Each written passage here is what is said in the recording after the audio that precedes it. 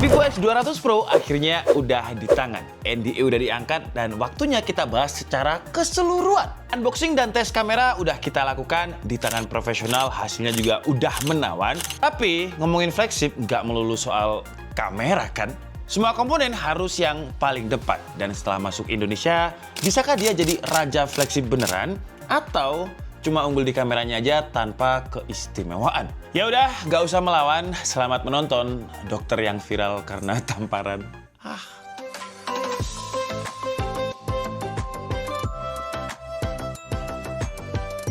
Hai Adika, guys di sini. Jadi maaf kalau setupnya beda karena ini memang saya lagi ada di hotel. Jadi sekarang saya lagi ada di CES Las Vegas dan saya lagi semangat banget nih karena di CES ini ada banyak banget teknologi dan juga hal yang menarik yang nggak sabar pengen saya share ke kalian. Dan yang bikin saya excited lagi, saya bawa si Vivo X200 Pro ini ke Las Vegas. Yang menurut saya ya, si Vivo X200 Pro ini adalah raja flagship yang terbaik sampai saat ini. Wih, mungkin statement saya bakalan kontroversial atau selebay, tapi enggak ya, makin saya pakai, makin saya sayang. Apa? Kalian nggak percaya? Ya udahlah, ayo ikut saya ke CES Las Vegas dengan Vivo X200 Pro. Wah, ini saya belum tidur guys, dan sekarang jam 2. Jadi pesawatnya nanti jam 5.30, sengaja nggak tidur karena takut bablas. Baterai udah 100%, terus coba kita lihat. Saya tadi udah download beberapa film di Netflix. Oke guys, kita berangkat ke CES dulu.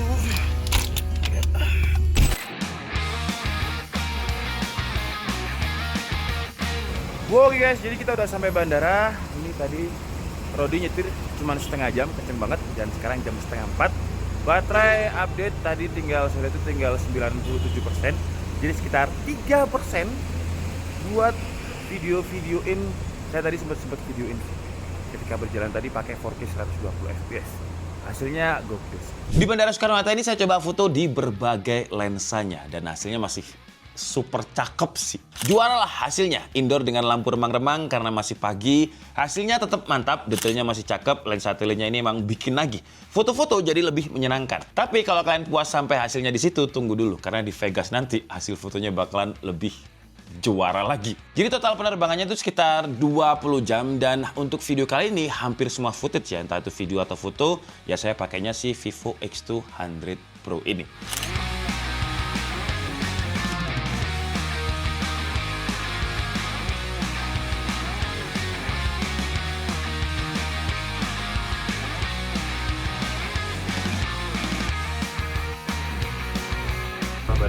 Badan ibu yang terhormat, kita adalah siapa itu kehormatan. Oke, akhirnya sampai di Changi International Airport. Dan Changi ini bukan cuma sekedar bandara sih ya. Jadi tempat wisata ada, tempat foto-foto ada, tempat YouTuber cupu juga ada. Ini ada William, dia lagi cari transfer counter. Dan update sekarang baterainya Vivo X200 Pro tinggal 57%. Tadi kita pakai itu jam 2:30 ya, berarti kita berangkat dari Cakung ke bandara. Ya kebanyakan sih buat video, WhatsApp, foto-foto. Ya screen on time-nya nanti kita lihat lah berapa. Sekarang saya mau cari transfer counter dulu untuk kita print boarding pass pergi ke San Francisco. Mumpung ada backlight ya, kita cobain untuk video selfie-nya kalau backlight. Wah, masih cakep ya. Tuh, jadi muka saya masih ada dan langitnya tuh masih kelihatan. Senja-senjanya juga kelihatan. Dan sekarang saya lagi nungguin Skytrain buat pindah ke Terminal 2. Mungkin kita foto tipis-tipis juga di Changi.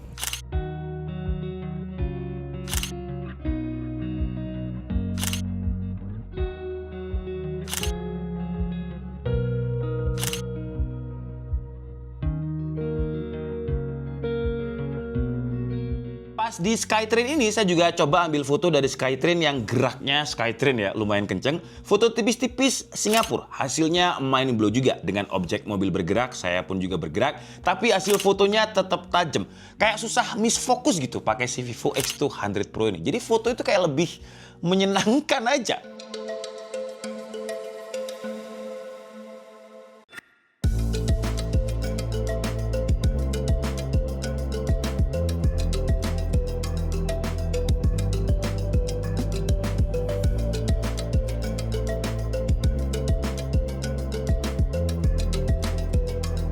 Ya, perjalanan kali ini ada enak dan ada nggak enaknya sih. Nggak enaknya, jadi kemarin ketika saya landing di San Francisco, tiba-tiba ada banyak banget DM dan juga WhatsApp dari brand, ada email juga. Intinya tanya, Bang, channelnya YouTube DKID kena hack ya? Waduh, langsung saya lihat tuh. Dan ternyata saya udah nggak bisa akses akunnya, semua akun manajer editor saya juga di-kick. Dan ya, kita ke-hack untuk ketiga kalinya. Gokil. Hat-trick. Update baterai sekarang tinggal 7%. Jadi screen on time-nya kita dapatnya di hampir 7 jam, sisanya 7%. Kebanyakan sih saya pakai si Vivo X200 Pro ini selama beberapa hari di Vegas dan perjalanan ya kamera dan juga videonya sih. Karena ya kayak menyenangkan aja gitu pakai si Vivo X200 Pro. Kayak foto apa aja itu langsung jadi bagus. Saya yang bukan fotografer yang punya skill kayak sekarang jadi ngerasa punya skill yang bagus gitu kalau pakai si Vivo ini. Hasil fotonya itu kayak langsung artistik gitu. Kamera telenya juga langsung tajam. Ini galeri foto saya aja baru beberapa hari saya pakai si Vivo. Wah, udah 3.000 lebih untuk foto-foto dan juga videonya. Kayak kemarin saya juga terpuaskan sama salah satu fitur dari Vivo X200 Pro. Namanya fitur Telephoto Stage. Yang sebenarnya kata Vivo ini fitur untuk nonton konser lah. Cuman karena saya di CES, jadi nggak ada konser. Tapi tetap saya kemarin dapat tempat paling belakang sih. Dan ketika saya pakai fitur stage-nya, hasil fotonya juga masih tajam walaupun di zoom sampai 20 kali. Lihat aja nih beberapa sampelnya ketika saya duduk belakang dan lihat jarak aslinya sama jarak ketika saya pakai telefotonya. Hasilnya itu masih tajam.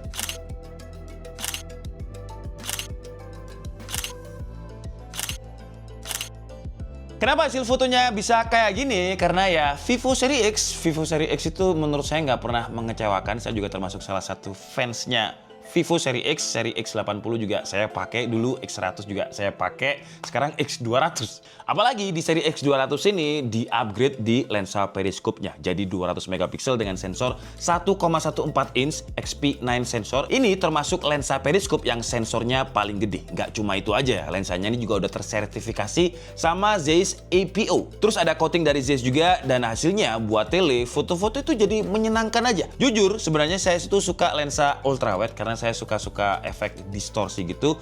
Tapi sejak ada X200 Pro ini kayak ya saya pakainya tele terus. Ultrawide-nya bagus tapi lebih sering pakai tele. Foto-foto kayak jadi lebih menyenangkan aja gitu loh. Kayak tiba-tiba saya ngerasa jadi fotografer profesional padahal skill foto saya nggak banget. Apalagi di lensa 135 mili kayak bokehnya itu ngawur gitu. Kayak langsung jadi bagus, bokehnya itu padat, soft, bagus lah. Dan untuk spesifikasi kamera lain juga nggak ada yang disunat, nggak ada yang dipangkas. Contohnya kayak kamera ultrawide-nya tetap 50 megapiksel dengan POV-nya yang lebar. Dan kalau kita pakai si kamera ultrawide dan juga main kameranya ini kayak nggak ada perbedaan yang signifikan gitu. Kalau kamera utamanya si Vivo X200 Pro ini pakai 50 megapiksel Zeiss True Color, pakai sensornya yang gede juga dengan bukaan 1,57. Ada coating dari Zeiss juga biar hasil foto tetap bersih walaupun lightingnya tricky. Hasilnya main kameranya juga nggak mengecewakan. Lihat aja beberapa sampel foto ketika saya di Vegas, gak ada yang jelek sih fotonya ya. Padahal skill saya juga biasa aja. Tapi kayaknya si Vivo ini bakalan nggak disukai sama orang yang suka foto natural. Ini kan AI processingnya kerasa banget walaupun AI-nya itu natural ya. Kayak masih acceptable lah. Tapi buat kalian yang mungkin suka kayak preview foto dari layar dan kalian pengen bener-bener kayak di kamera gitu ya. Bener-bener natural, nggak ada AI processing sama sekali, kalian bisa pakai fitur yang namanya Street Photography Mode. Jadi di mode ini hasil preview di layar ya bakalan sama kayak outputnya. Dan di fitur ini ada 4 filter. Jadi ada Zeiss, Texture, dan juga Black and White. Fitur Street ini UI-nya mirip banget sama UI-nya kamera Zeiss. Termasuk kita bisa atur aperture, atur fokus, exposure. Mirip fitur Pro lah, tapi ini lebih menyenangkan, lebih easy, dan juga lebih cocok buat street photography. Bah, dari tadi saya ngomongin kameranya terus ya. Kemarin unboxing juga kamera, kemarin juga sama Mas Arif kamera. Karena memang kameranya semenyenangkan itu ya. Tapi ketika saya pakai si Vivo X200 Pro ini selama 2 minggu dan saya lebih suka foto-foto, memang ketika kita foto itu bobotnya lumayan. Tuh, kalau coba kalian lihat ini lumayan bulky. Bobotnya itu ada di sekitar 230 gram. Kalau dipakai lama lumayan kerasa pegel di tangan. Dan pas di pesawat kemarin saya juga full pakai si Vivo X200 Pro karena film-film yang ada di pesawat United kemarin nggak banyak yang update dan saya nggak terlalu suka. Akhirnya ya kita nonton film yang udah kita downloadin di studio kemarin. Dan kalau kita ngomongin layarnya si Vivo X200 Pro ya, untuk brightness-nya, kemarin juga saya tuh dapat di sebelahnya, di tengah lah, di sebelahnya jendela. Dan brightness-nya, kemarin sih udah dites ya sama anak-anak, itu ada di tipikalnya itu si 600-an nits. Tapi kalau untuk peak brightness-nya, si Vivo kalau misalkan HDR dan mode height-nya itu diklaim bisa sampai 4500 nits. Dan kalau kita ngomongin kualitas color-nya, color gamut, color akurasinya, kemarin kita juga udah tes sRGB-nya itu sampai di 100%. Terus kalau untuk Adobe RGB-nya di 87%, P3-nya 97%. Di mode profesional, sRGB-nya memang agak miss, tapi cuma 2% aja. Dan di mode bright juga mirip-mirip 100%. Terus kalau misalnya di mode profesional tadi, brightness-nya bisa nyentuh sampai 700 nits untuk tipikalnya. Tapi ini saya bangun tidur, belum ngopi sama sekali. Mending kita ngopi dulu ya, sambil saya ceritain gimana si Vivo X200 Pro ini. Kita masuk ke mall. Saya nggak tahu ini mall apa. Masuk ke mall apa nggak usah ya? Ya udahlah, kita masuk aja lah. Kalau masalah desain, aman sih ya. Desainnya ini mirip sama Vivo X100 Pro. Desainnya cakep. Kelihatan agresif kameranya. Di bagian ring kameranya juga ada aksen arloji mewah. Bagian belakangnya juga matte, nggak gampang nempel sama fingerprint. Dan modul kameranya ini loh, kayak boba, tapi ini boba yang premium. Jadi dia gede, bulat, dan bikin mata kayak langsung tertuju ke kameranya. Ada logo Zeiss yang bikin kameranya juga terlihat mahal. Ibaratnya bawa Vivo X200 Pro ini kayak bawa badge penghargaan. Sambil sombong, wah ini nih, kamera gua mahal coy. Cuman ya desain yang seagresif ini dengan sensor kamera 1 inch ya jadi bumpy. Jadi lumayan gede ya, yang harus dibayar. Bobotnya lumayan berat. Tapi kalau saya pribadi nggak masalah sih ya. Karena kalau disuruh milih, saya bakalan milih smartphone yang berat tapi kameranya bagus dibanding smartphone yang enteng tapi kameranya biasa aja. Buat performa, nah kalau kita ngomongin performa ya performanya dia mentok lah ya karena dia pakai Dimensity 9400, chipset terkencengnya MediaTek sampai sejauh ini. Kalau masalah performa ya jangan ditanya lah. Walaupun ketika kita tes pakai Antutu kemarin, ini bukan Antutu yang paling kenceng yang pernah ada di Dimensity 9400. Skornya itu di 2,5 jutaan kalau nggak pakai cooling. Kalau pakai cooling ada di sekitar 2,6 juta. Tapi yang saya suka di Vivo X200 Pro ini, walaupun dia bukan Dimensity 9400 paling kenceng, tapi performanya ini stabil. Buat apa kenceng-kenceng kalau nggak stabil? Toh 2,6 juta menurut saya juga kenceng untuk sebuah flagship. Ada loh ya kemarin flagship yang Antutunya itu cuma di 900.000, nggak sampai sejuta. Lihat aja nih, di CPU throttle 30 menit aman, nggak ada warna orange yang ngeganggu, nggak ada throttling. Main game juga aman. Mau game apa? Genshin Impact dengan settingan rata kanan di Sumeru Map lancar aja, average FPS bisa 60-an dengan stabil.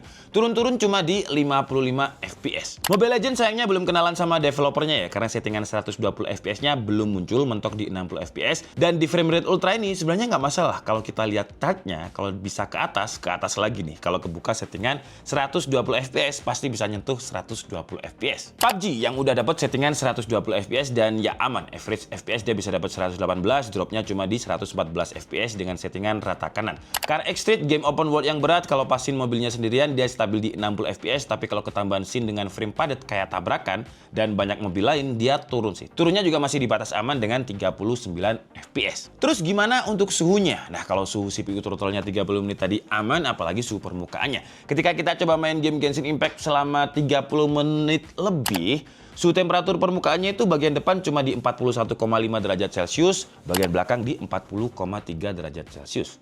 Jadi dingin. Untuk fitur lain, sertifikasi IP ratingnya sekarang nambah IP68 dan juga 69 yang bisa tahan temperatur sampai 80 derajat Celcius, minus 4 derajat Celcius, dan apalagi AI. Wah, AI-nya banyak. Ada circle to search, ada remove object, remove person, ada. Lengkap juga AI-nya. Terus AI yang berkaitan dengan teks juga ada. Oke lah, jadi itu tadi adalah pengalaman saya pakai si Vivo X200 Pro ini, dan pendapat saya tetap ini adalah raja flagship sampai 2024, 2025 juga lah, karena belum ada kompetitornya yang launching juga ya. Dan bukan soal kameranya aja. Memang buat urusan kamera dia paling top sejauh ini di kelasnya. Foto itu jadi lebih menyenangkan. Ibaratnya, pernah nggak sih kalian beli barang baru terus kalian cobain terus menerus, dan semakin kalian cobain, kalian makin sayang. Nah, itu yang saya rasain di Vivo X200 Pro ini. Performa juga kelas atas, walaupun bukan yang paling kenceng ya, tapi game apapun dilibas. Baterai masih aman, saya ngecas ya sehari sekali dengan SOT yang lumayan 7 jam. Tapi 7 jam itu penggunaan saya kategori ekstrim sih ya, karena kamera videonya juga 4K 120 FPS,